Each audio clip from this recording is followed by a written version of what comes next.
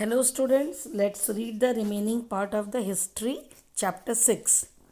तो चलिए आज हम पढ़ते हैं उपनिषद के बारे में। कल हमने गौतम बुद्ध के बारे में ही पढ़ा था इस चैप्टर में, तो आज हम उसके आगे पढ़ते हैं। The story of a Kisa Gotami. Here is a famous story about the Buddha. Buddha के बारे में यहाँ पे एक स्टोरी है। Once there was a woman named Kisa Gotami whose son had died. तो एक बार क्या था, एक औरत थी किस्सा गोतामी नाम की, उसका एक बार उसके बेटे की डेथ हो गई। वो she was so sad that she roam through the streets of the city carrying the child with her asking for help to bring him back to life. तो जब उसके बेटे की डेथ हो गई तो वो अपने मरे हुए बेटे को गोद में लेके सड़क पे इधर से उधर घूमती रही ताकि कोई उसे हेल्प करे और उसके बच्चे की ज़िंदगी वापस ले आए, उसे ज़िंदा कर दे। A kind man took her to the Buddha. तो एक कोई दयालु इंसान थे, वो उस औरत को बुद्धा के पास लेके गए। तो the Buddha said bring me a handful of mustard seeds and I will bring your child back to life. तो बुद्धा ने कहा कि तुम मुझे एक मुट्ठी मस्टर्ड मतलब सरसों के दाने दो मुझे, मैं तुम्हारे बेटे को जिंदा कर दूंगा। Kissa Gotami was overjoyed and started off at once, but the Buddha gently stopped her and added, the seeds must come from the house of a family where nobody has died.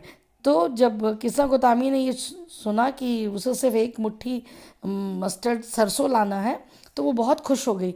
तो वो उसी समय जाने लगी, लेकिन उसे गौतम बुद्ध ने रोका और कहा कि लेकिन वो सरसों तुम ऐसे घर से लाओगी जिस फैमिली में अभी तक किसी की भी मौत ना हुई हो।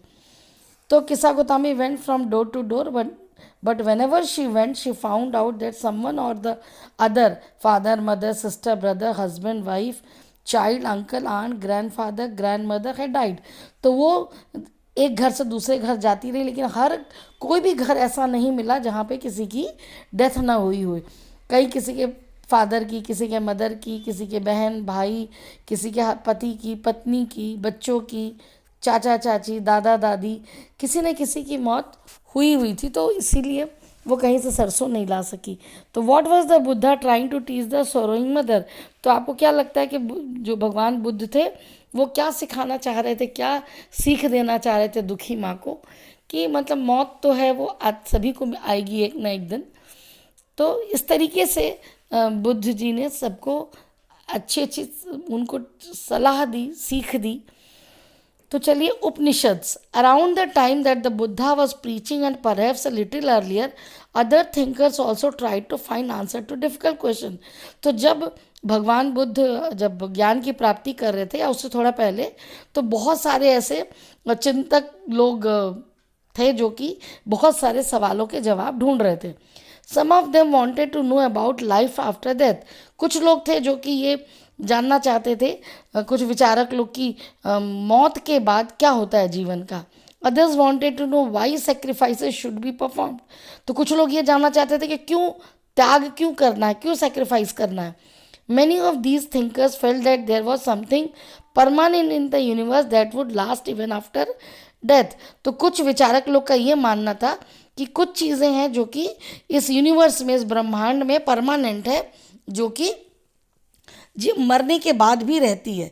दे describe this as the atma और the individual soul and the Brahma और द यूनिवर्सल सोल। उनका ये मानना था कि वो आत्मा होती है, जो शरीर जब ख़त्म हो जाता है उसके बाद भी आत्मा जीवित रहती है, जो हमारा इंडिविजुअल सबका अपना सोल है। तो ये पूरे ब्रह्मांड में वो यूनिवर्सल सोल विद्यमान रहता है। They believe that ultimately both the atma and the Brahma were one. तो सबका मानना ये था कि ये जो आत्मा या ब्रह्मा है ये एक है। Many of their ideas were recorded on the Upanishad. तो उन सब के बहुत सारे लोगों के ये जो आइडियाज़ थे वो उपनिषद में मिलते हैं। These were part of the later Vedic text. तो ये जो थे, ये जो पहले वैदिक थे उसमें वेद में लिखा हुआ है। उपनिषद लिटरली मीन्स अप्रोचिंग। उपनिषद का मतलब था अप्रोचिंग एंड सिटिंग नियर, मतलब हम किसी के पास पहुंचना या उसके पास जाके बैठना, उसके बारे में जानना।